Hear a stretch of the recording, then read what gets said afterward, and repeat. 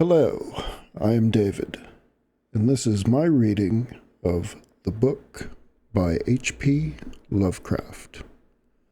My memories are very confused. There is even much doubt as to where they begin, for at times I feel appalling vistas of years stretching behind me, while at other times it seems as if the present moment were an isolated point in a gray, formless infinity. I'm not even certain how I am communicating this message. While I know I am speaking, I have a vague impression that some strange and perhaps terrible mediation will be needed to bear what I say to the points where I wish to be heard. My identity, too, is bewildering, cloudy. I seem to have suffered a great shock, perhaps from some utterly monstrous outgrowth of my cycles of unique, incredible experience. These cycles of experience, of course, all stem from that worm-riddled book I remember when I found it, in a dimly lighted place near the black, oily river where the mists always swirl. That place was very old, and the ceiling-high shelves full of rotting volumes reached back endlessly through the windowless inner rooms and alcoves. There were, besides, great formless heaps of books on the floor and in crude bins, and it was in one of these heaps that I found the thing. I never learned its title, for the early pages were missing, but it fell open toward the end and gave me a glimpse of something which sent my senses reeling. There was a formula, a sort of list of things to say and do, which I recognized as something black and forbidden, something which I had read of before in furtive paragraphs of mixed abhorrence and fascination, penned by those strange ancient delvers into the universe's guarded secrets whose decaying texts I love to absorb. It was a key, a guide to certain gateways and transitions of which mystics have dreamed and whispered since the race was young, and which lead to freedoms and discoveries beyond the 3 dimensions and realms of life and matter that we know. Not for centuries had any man recalled its vital substance or known where to find it, but this book was very old indeed. No printing press, but the hand of some half-crazed monk had traced these ominous Latin phrases in uncials of awesome antiquity. I remember how the old man leered and tittered, and made a curious sign with his hand when I bore it away. He had refused to take pay for it, and only long afterward did I guess why. As I hurried home through those narrow, winding, mist-choked waterfront streets, I had a frightful impression of being stealthily followed by softly padding feet. The centuried, tottering houses on both sides seemed alive with a fresh and morbid malignity, as if some hitherto closed channel of evil understanding had abruptly been opened. I felt that those walls and overhanging gables of mildewed brick and fungus plaster and timber, with fishy, eye-like, diamond-paned windows that leered, could hardly desist from advancing and crushing me.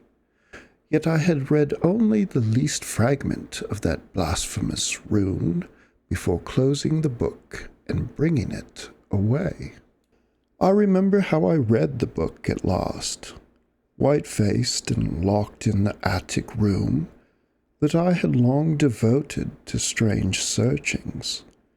The great house was very still, for I had not gone up till after midnight.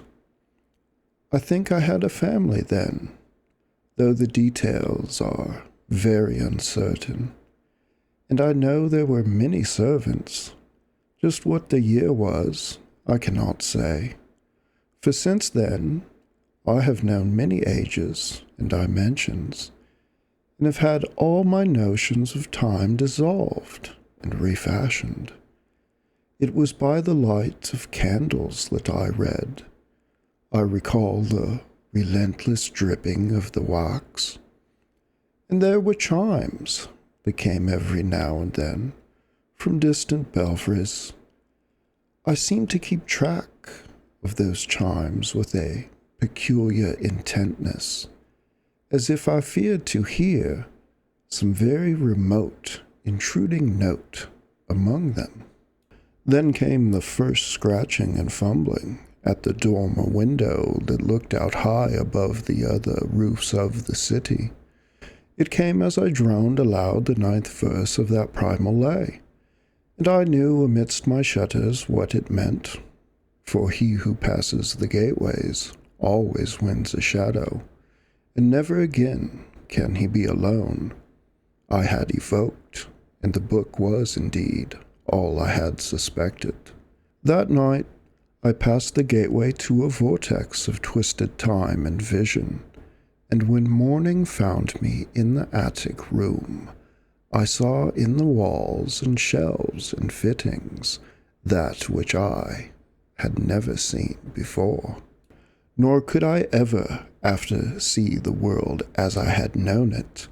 Mixed with the present scene was always a little of the past and a little of the future, and every once familiar object loomed alien in the new perspective brought by my widened sight.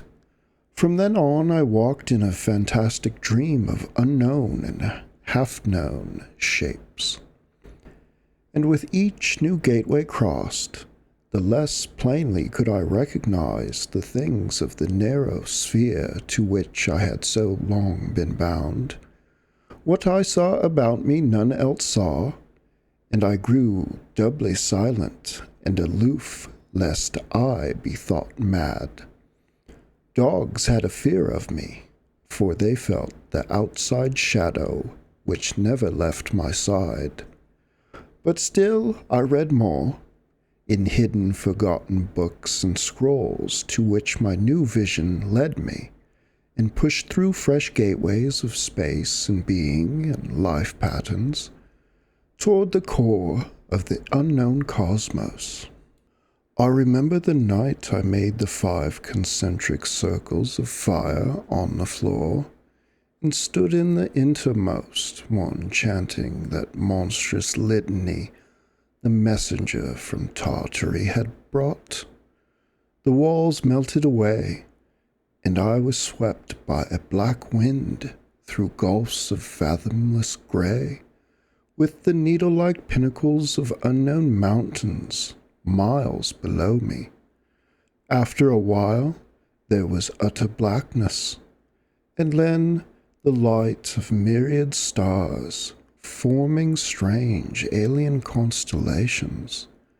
Finally I saw a green-litten plain far below me, and discerned on it the twisted towers of a city built in no fashion I had ever known, or read of, or dreamed of. As I floated closer to that city, I saw a great square building of stone in an open space, and felt a hideous fear clutching at me. I screamed and struggled, and after a blankness was again in my attic room, sprawled flat over the 5 phosphorescent circles on the floor. In that night's wandering, there was no more of strangeness than in many a former night's wandering, but there was more of terror, because I knew I was closer to those outside gulfs and worlds than I had ever been before. Thereafter, I was more cautious with my incantations, for I had no wish to be cut off from my body, and from the earth in unknown abysses whence I could never return.